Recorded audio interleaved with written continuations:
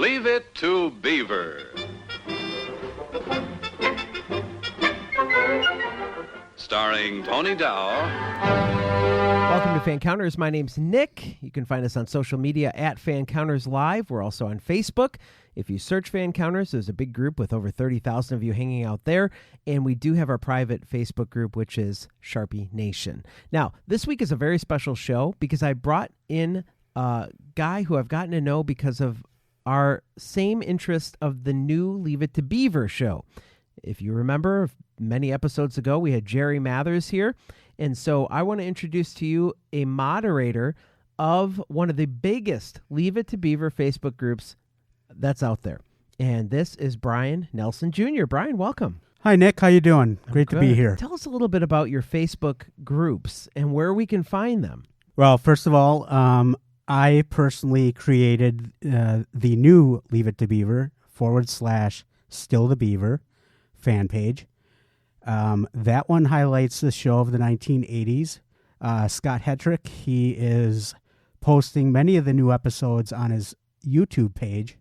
You can just look up his name on YouTube, Scott Hetrick, and you'll find many of the new Leave It to Beaver episodes that he has already posted. So I invite you to check that out. It's really fun. The reason we're talking about Leave It to Beaver is because of our guest you might have seen in the title of this episode. We're interviewing Tony Dow from the series, and we are going to get started with that right now.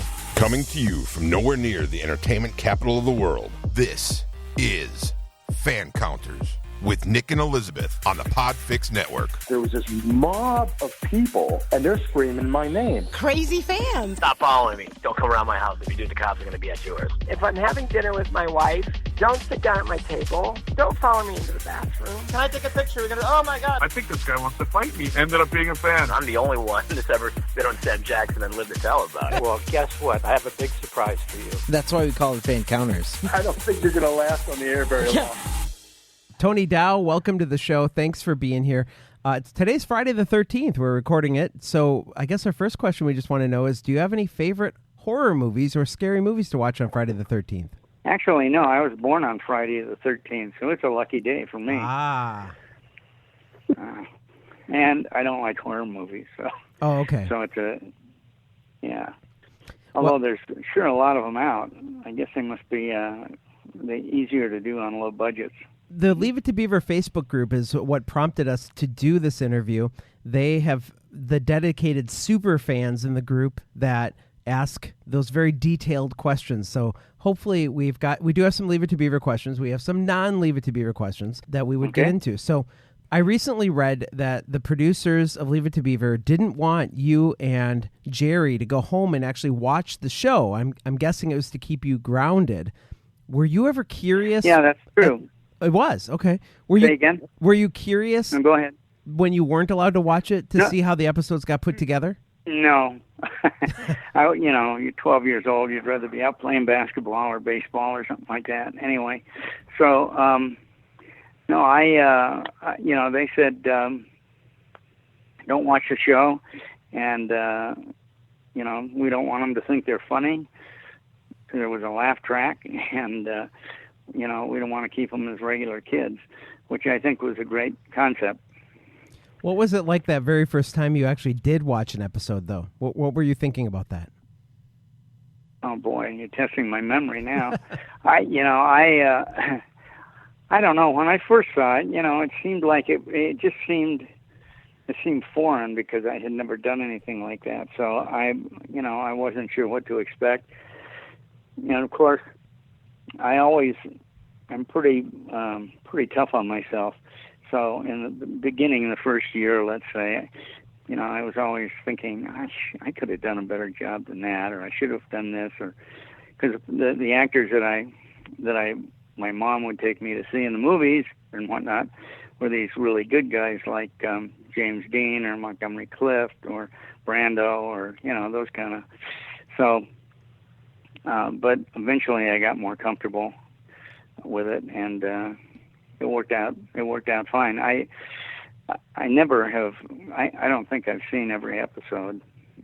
Matter of fact, I'm sure I haven't, because people will bring up an episode or something, and I don't remember, what it was about, really. Yeah, a lot of times I would imagine you'd be more familiar with it if you saw it air than when you taped it, because rewatching it puts those things in your memories, whether you really remember doing them or not. Yeah, probably. Although, yeah, maybe. There are certain things that you remember, when you look back on it, like the fishing one out at Friends Lake or Shadow Lake or whatever it was.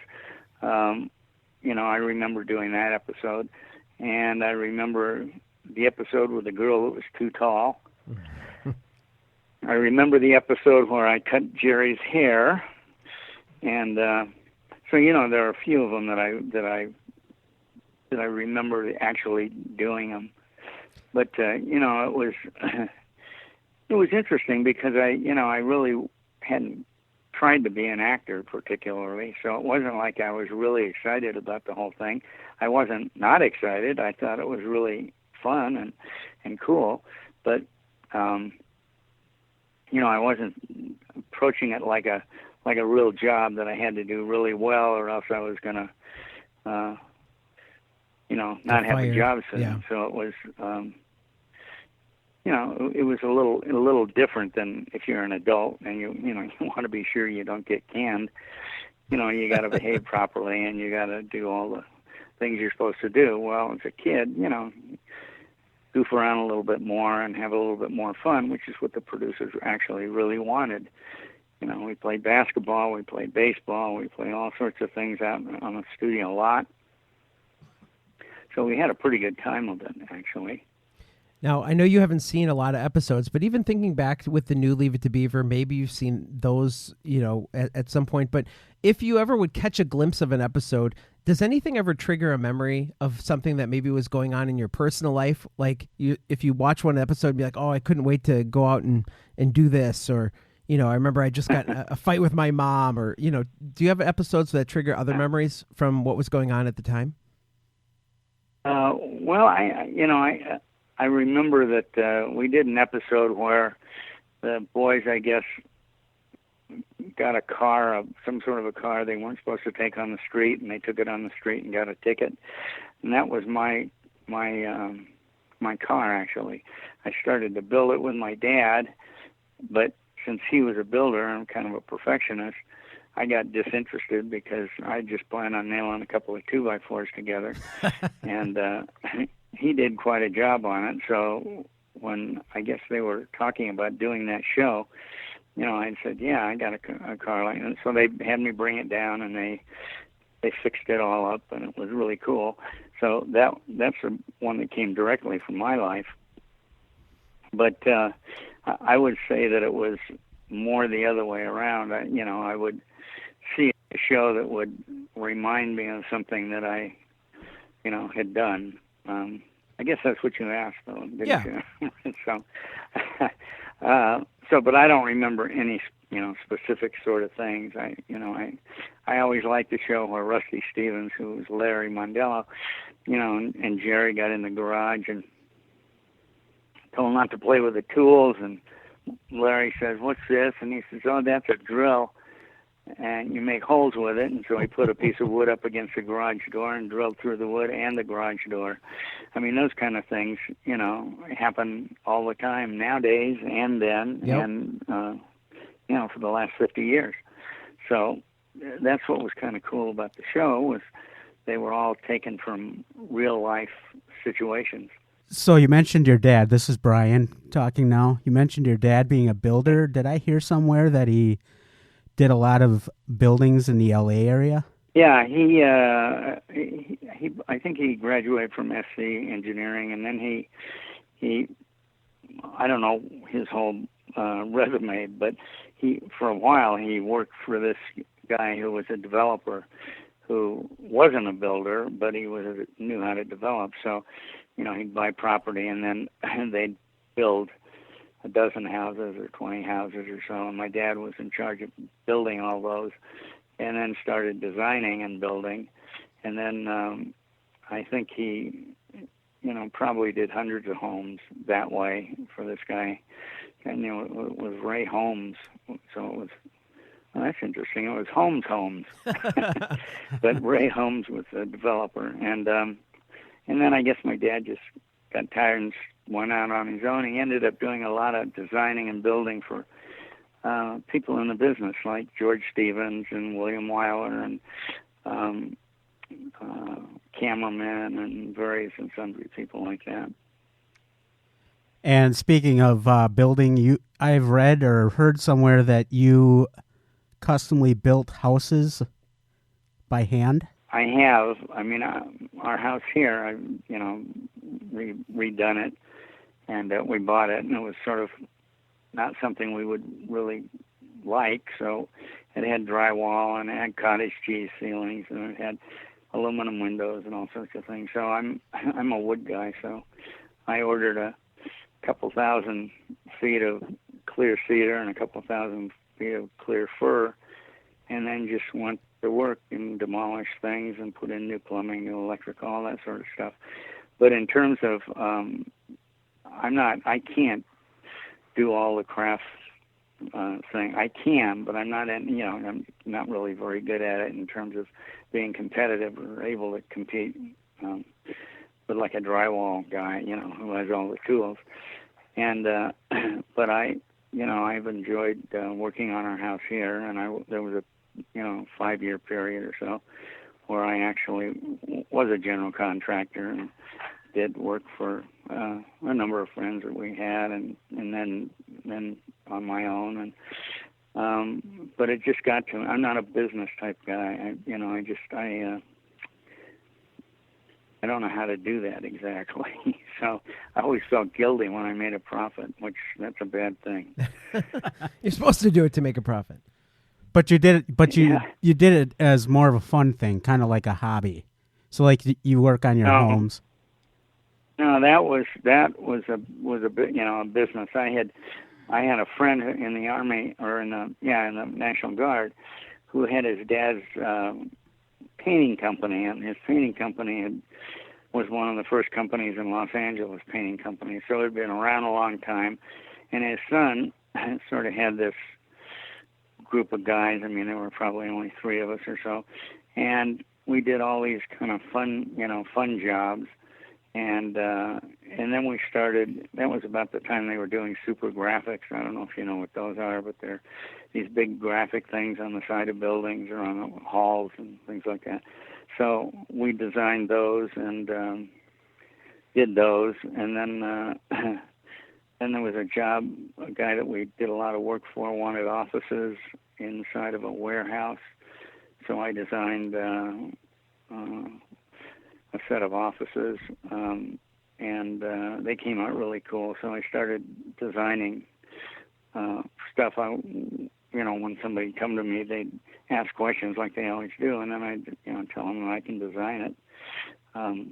But I need to know more about what their lifestyle's like and how they want to use their home or their office or whatever it is. So then I started designing and building, and of course, the better I got at designing, I was designing things that were really hard to build, and they were really expensive to build if I hired an outside contractor. So I started doing those myself, and so it was kind of a hard way to go, but I enjoyed it, and then it just got to be too much. Yeah, after a while, it gets to be harder and harder to do things like that. Going. Yeah, well, it's a lot of it's labor. I mean, I'd be up at the lumber yard by 7:00 and getting a lumber list ready and driving it clear across town, which took an hour and a half or whatever, and then work on the job and get home at 6 or so, and then I'd have to go in and work on designs, and then I'd have to call people.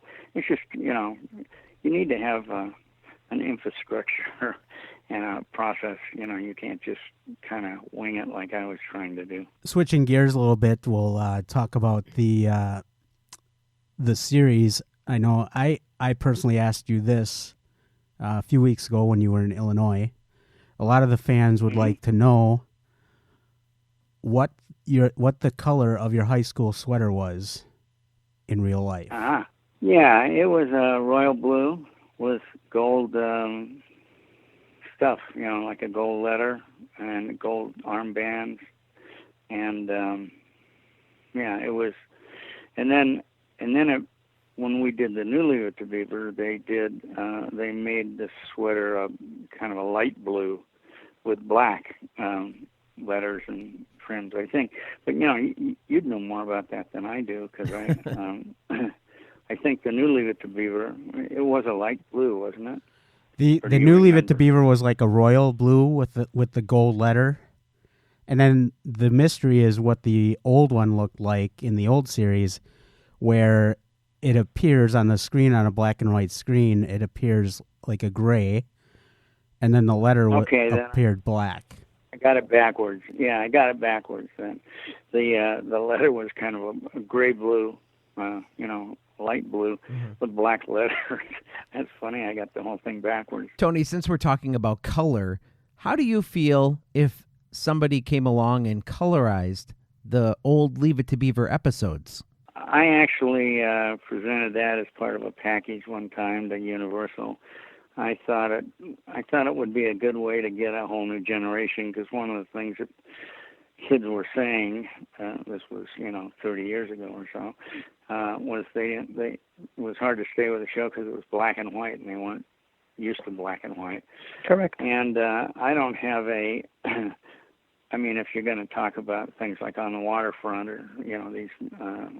or these beautiful pieces of art film, then I say you don't screw with them. But a TV show, I think you just get more people enjoying it, and it'd be interesting to see, because the colorization nowadays is really good when you see it.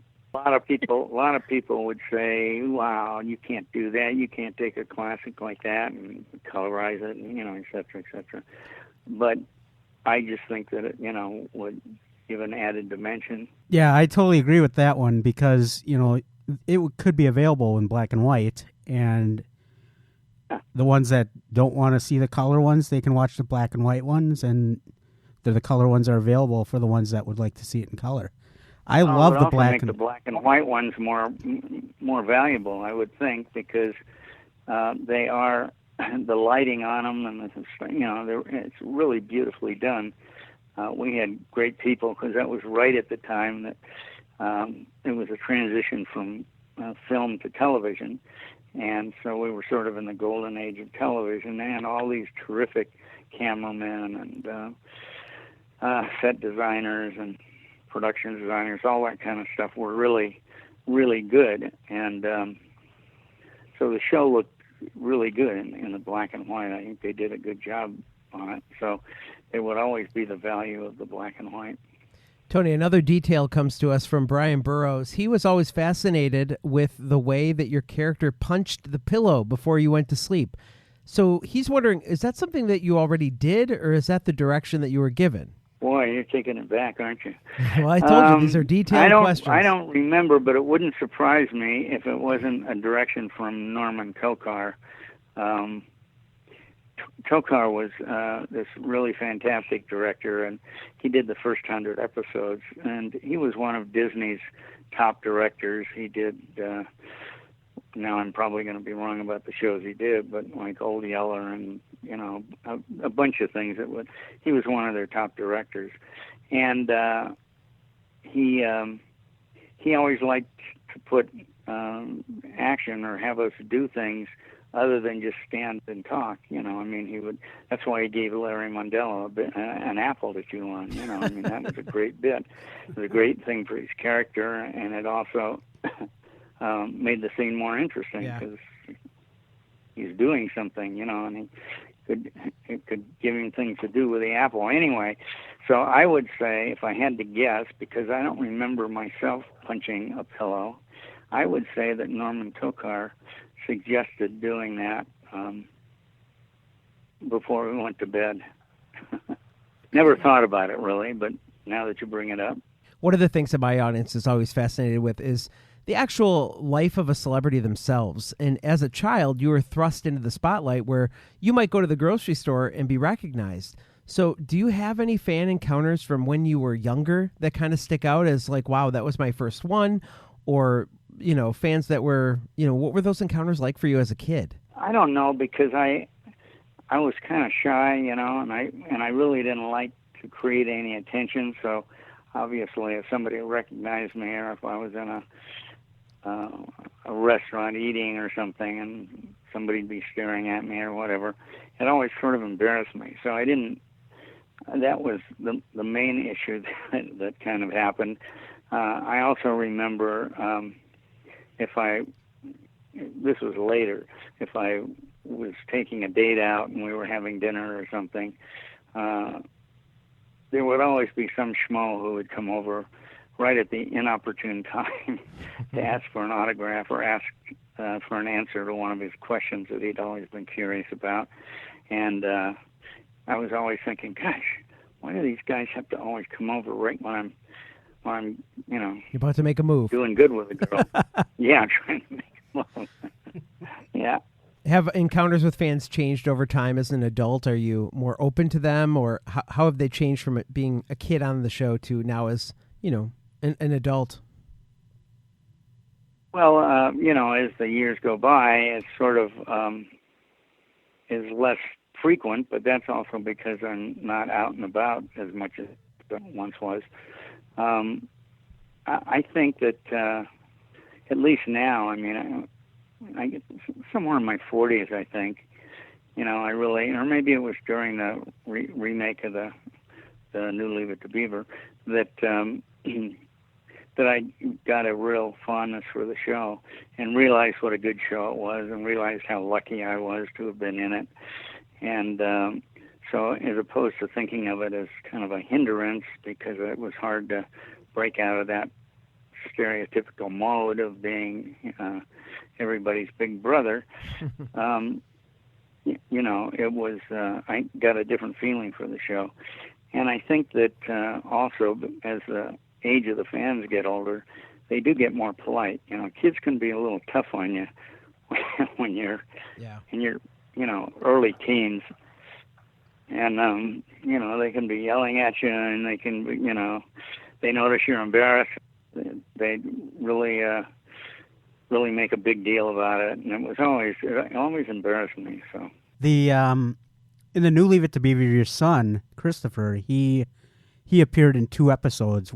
To get that to happen, did they approach you for that, or how did that come about? I'm guessing they approached me. The first one was the baseball one where the kid, I thought it was a great joke, where the kid had broken his arm, and it was in this really awkward brace up in the air. And Eddie Haskell got ticked off at his kid and said, whatever, I forgot what his name was even. Anyway, he called him to go in and bat for his son. And obviously he couldn't. There was no way he could do that.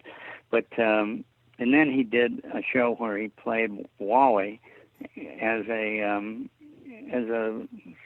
16, 17-year-old kid, and we did a remake of the Springfield game, which was the game that Wally always talked about. That was the game where they won the state championship, and he made the last basket.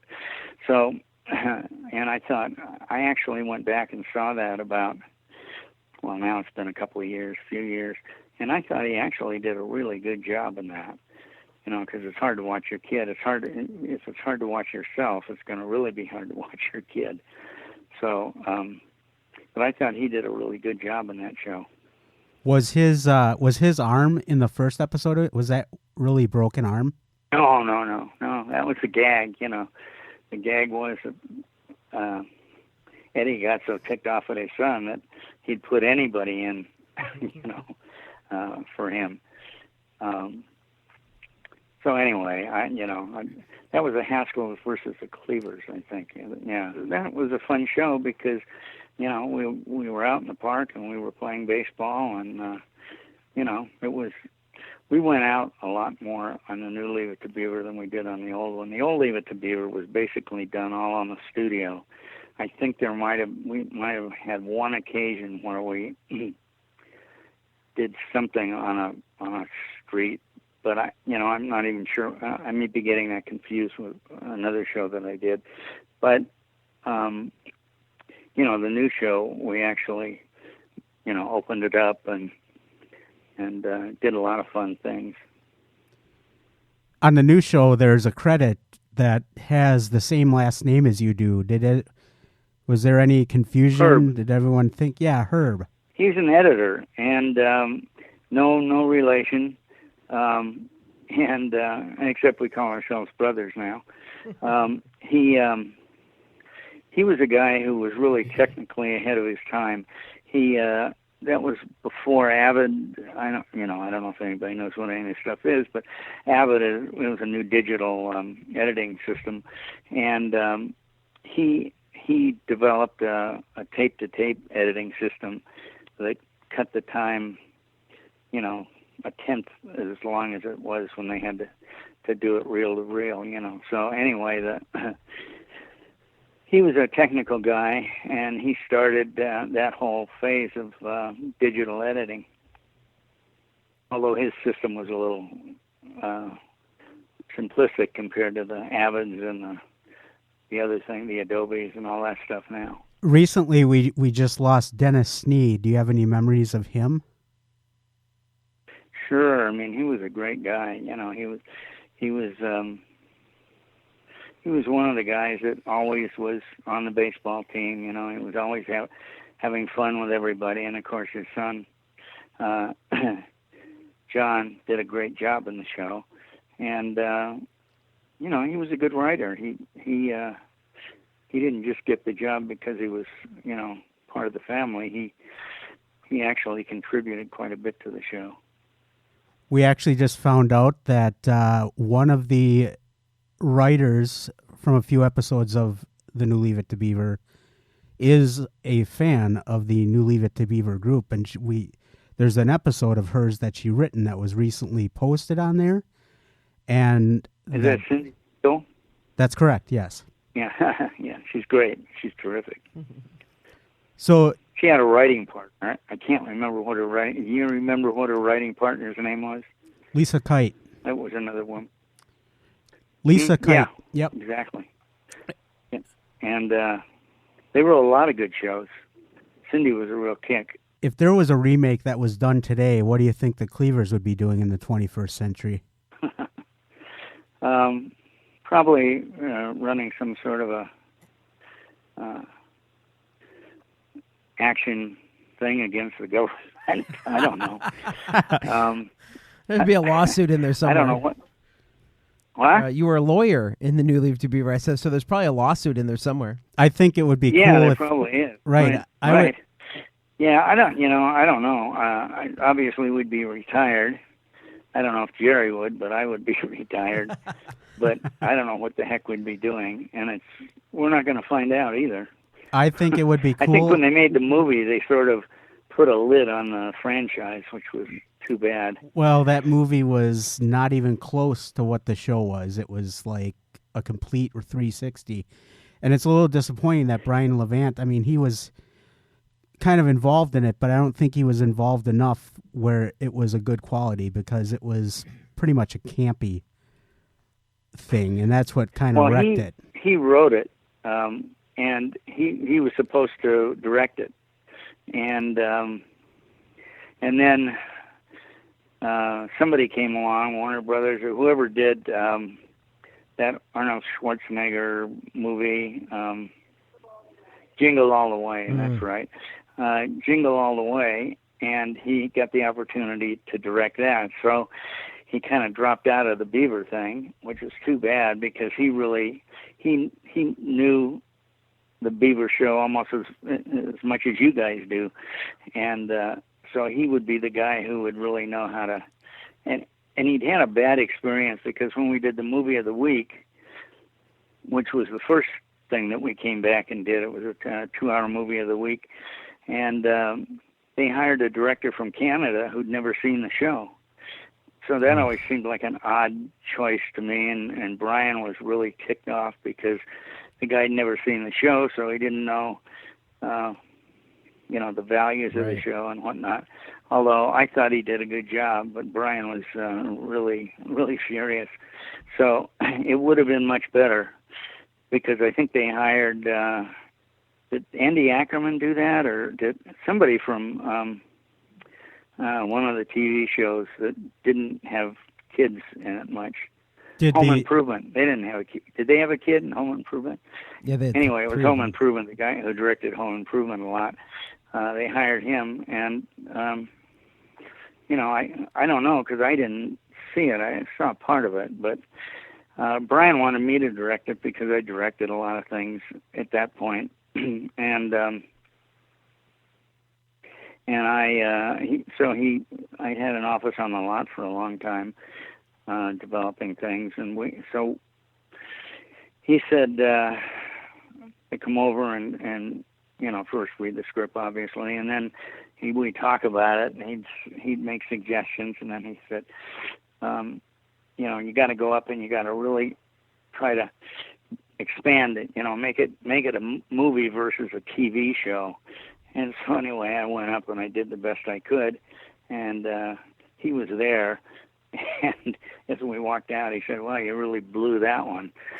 And because I wasn't able to sell the idea. I would have done it if I was going to do it. If I would have been able to do it, I would have done it as a period piece from the 60s, and I would have kept the same sort of feeling of the 60s sweetness.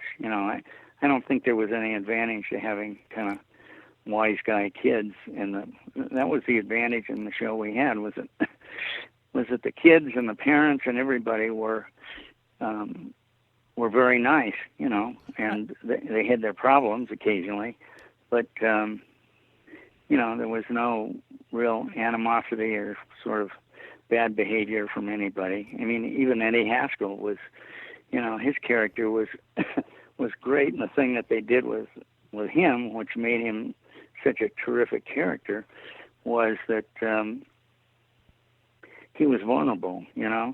I mean, he'd help Beaver out, and Beaver would say something like, "Gee, thanks, Eddie. You're not as bad as a lot of people think you are," or something like that. And Eddie would say, "All right, but just don't let that get out of, just don't tell anybody that." Yeah. So he was really down in his heart. He was a nice guy. It was just, he was like one of those kids who wasn't comfortable and had to try to prove himself by exaggeration and whatnot. So, the characters were pretty, I don't know if they were complicated, but I mean, I think they were really well drawn out. Our pages on Facebook, do you get a gander at those from time to time, and what do you think? I don't think you should ask me, because I don't know how to get on Facebook. I don't like it. I've never been interested in it. I have a Facebook page that my art gallery, the guy who was my representative in the art gallery, he said you got to have more social media and whatnot. And so he took over and started doing that page for me, and it was great because I didn't have to do anything. All I had to do was send him stuff. Well, what's happened now is my wife has taken over, so you'll see a change, I think, in the near future. She's doing it now, actually. She's got a different perspective of things. Tony, did you bring home any mementos or any memorabilia from the set once Leave It to Beaver ended? I have. I brought home a shirt that was, I think it was, but I don't think I brought it home from the series. I think when I was working at Universal, I went up to the wardrobe department and asked the guy who had been the wardrobe person on our show if I could have one of the old shirts. So I have one of the shirts that I wore the most. I've got that. And I have a trophy that is a basketball trophy from the Springfield game. And what else do I have? I don't know. I was always ticked off because Frank Bank, he had a director's chair, and it said I don't know if it said Frank Bank or if it said Lumpy, I'm not sure, and everybody got their chair, and I didn't I didn't even think about doing that. And that would have been a nice momentum to have. So unfortunately, I didn't grab any stuff. All right, we've got a fun nostalgic question to ask you. What do you miss if you think back to the 50s and 60s? What do you miss about that time period, and what do you not miss? Well, I think it was a much sweeter time. It was a softer time in our history, and I think that we didn't have all these dishonest kinds of things going on, and we didn't have corporations who just wanted to get money out of you, and the whole corporate takeover has sort of been. I haven't liked that very much because I was kind of brought up in that family. And my folks were very similar to it. My dad was completely honest, and my mom, if she got the wrong change at a market and she thought she was getting away with something, she'd go back and give them the change back. So it was just foreign to me when people started taking advantage of other people, and lying to me is something that that's always been a real pet peeve of mine, because I don't do it so well, and I also don't recognize it so well. That's one of the reasons I don't like it. But I also don't think there's any reason for it.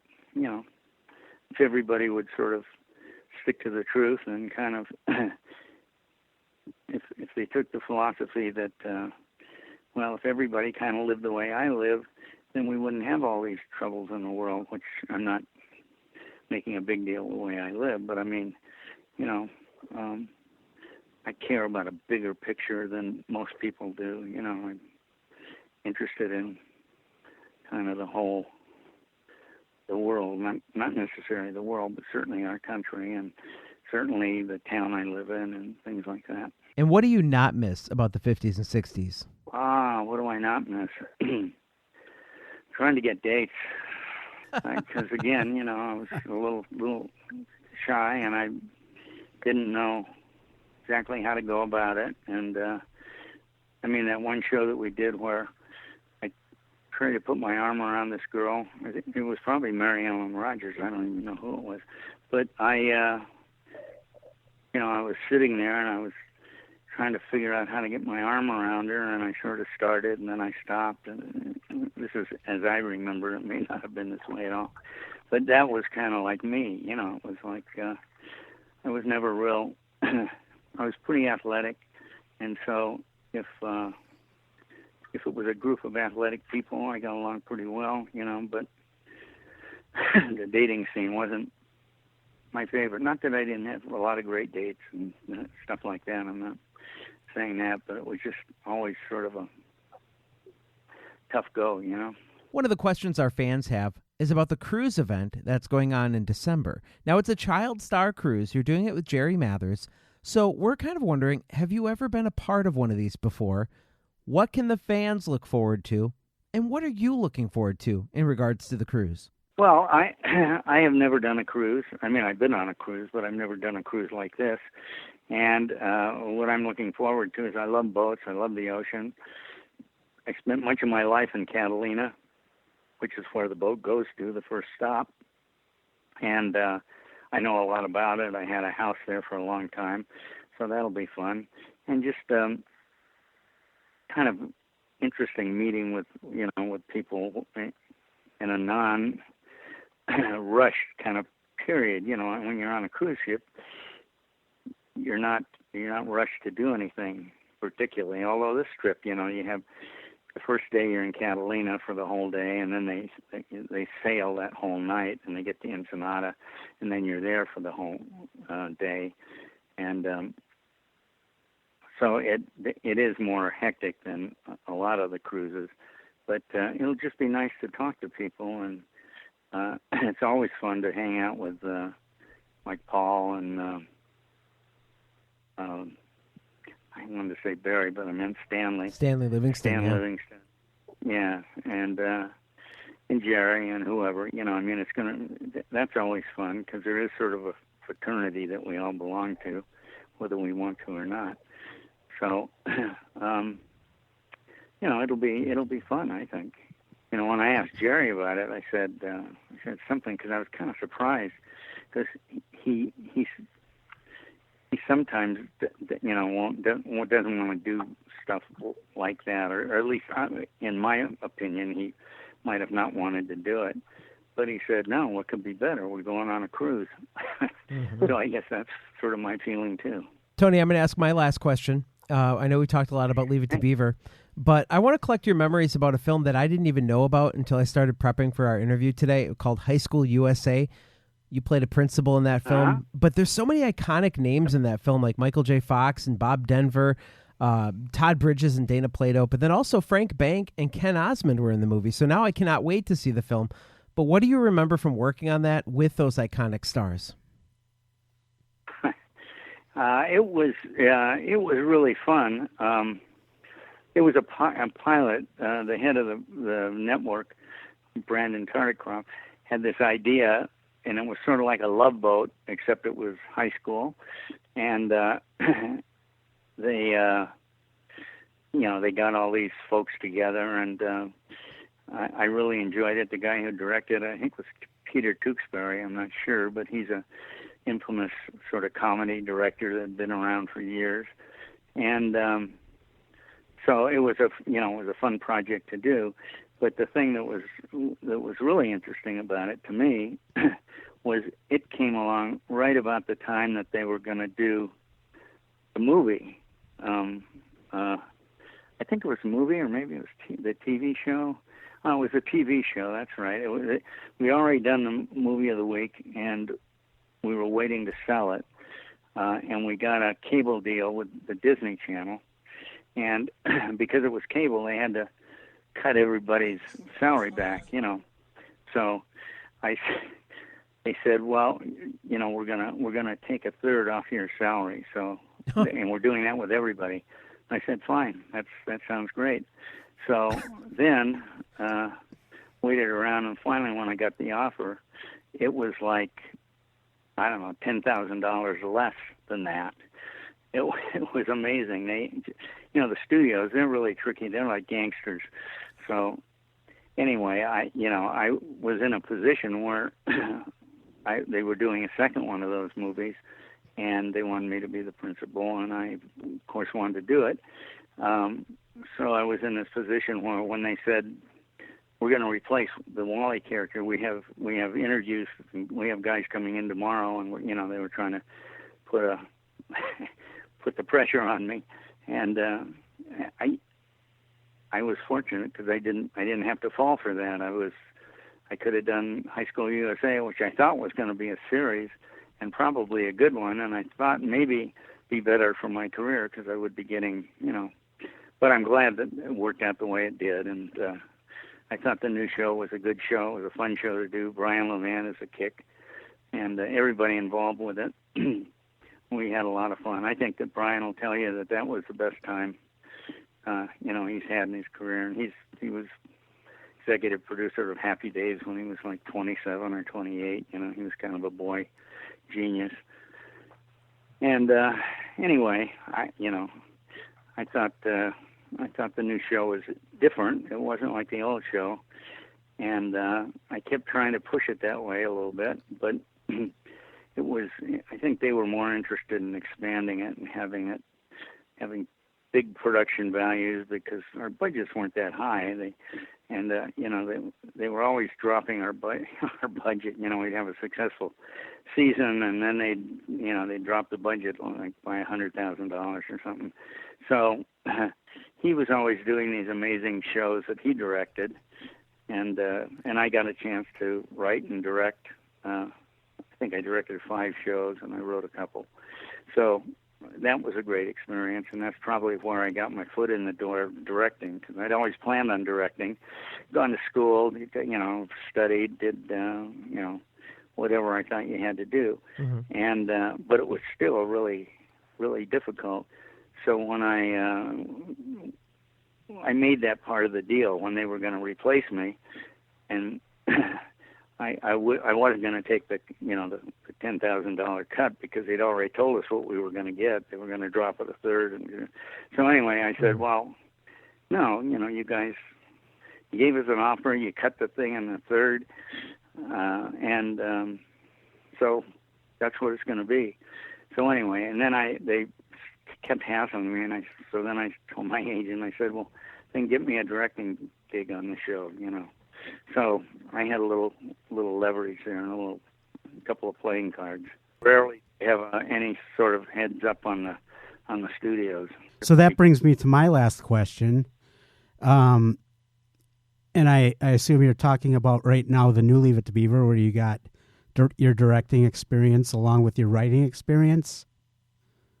Mm-hmm.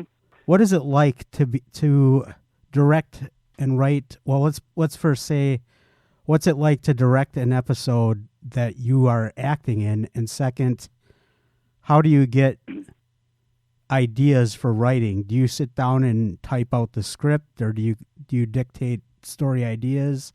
How does that all work? Well, I'll do the last one first. On the new Leave It to Beaver, because Brian Levant ran the writing table, and I would go in and I would pitch a show.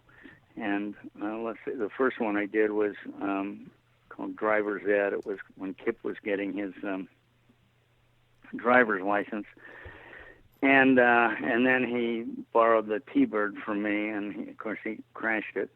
And so I went in with the idea of, how about a show about Kip learning to drive and going through the whole deal at the Department of Motor Vehicles, and then he finally gets his license, and lo and behold, he doesn't pay attention and has a problem.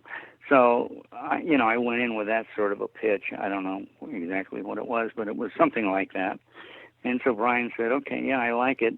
Why don't you develop it a little bit more, and then come back, day after tomorrow or whatever." So then I went back day after tomorrow, and I had developed it a little bit more, and then he demanded having like a 3-page treatment. So what I sort of did was I would write a sentence for each scene, and sometimes the sentence would have dialogue in it, sometimes it wouldn't, sometimes it would have action in it. So it made it a lot easier to write the show after I'd done that treatment, but I was a little bugged about having to do that because I had the whole story. So anyway, that's what the writing was about, and and I think the only reason I got to do it was because it was part of my contract. And then for directing, for the show, the Beaver show, I was so familiar with everything. It was kind of like it was second nature. I knew if you're in the living room, I know what the kids are going to be doing, and I always like to give. That's my gift from Norman Tokar. I always like there to be action. Like if they're in the living room, rather than just have people sitting around on the couch talking, I put somebody in the background at a table. Playing solitaire or something, just stuff that happened. And so it wasn't that difficult, really, and I wasn't real heavy in the show that I wrote, so it was fun. Well, thank you very much for taking the time to talk with all of us. We do appreciate your time. Sure. It was good talking to you folks. And our best regards to Lauren, of course. Okay. Yeah, she just said hi to you guys. All right. Have a great weekend. Thank you. That's it. Yeah, take care, Same Tony. with you. Yep. Enjoyed it. Okay. Bye. Adios. Bye. My thanks to Tony Dow for joining us on the show. He did a dual interview because this interview is also posted at the Leave It to Beaver Facebook group that you'll find in the links of this show. So go to the show notes and we'll link right to the group. You'll be able to join there. Brian, thanks so much for not only setting this interview up for us, but joining us for it as well. It was my pleasure, and just so everyone knows, the Facebook page is called the New Leave It to Beaver Fan Club. And you just type that in. We have just a little over 14,000 fans, and if you have any friends, feel free to invite them there, and then also invite them to the new Leave It to Beaver / Still the Beaver, and that highlights the show of the 1980s. And Nick, thank you for having me. It was a pleasure, and it was an absolute fun time. Thanks. It really was, and I do appreciate you helping us get Tony on the show. Now, if you want to look at Tony Dow's sculptures, we didn't get there with the interview because we talked about other things, but he is an awesome artist, and you can go to TonyDowSculpture.com to check that out. He's also going to be sailing with Jerry Mathers on the Child Stars Cruise. You can go to ChildStarsCruise.com. That cruise sails December 5th through the 9th, and you better sign up if you want to get on that boat. Thanks for joining us this week on Fan Counters. If you have any comments or questions, or if you would like a guest to appear on Fan Counters, I might even bring you on the show to interview the guest. And you can do that by sending your suggestions to hello@fancounters.com. It's been a great week. We'll see you soon. Bye-bye.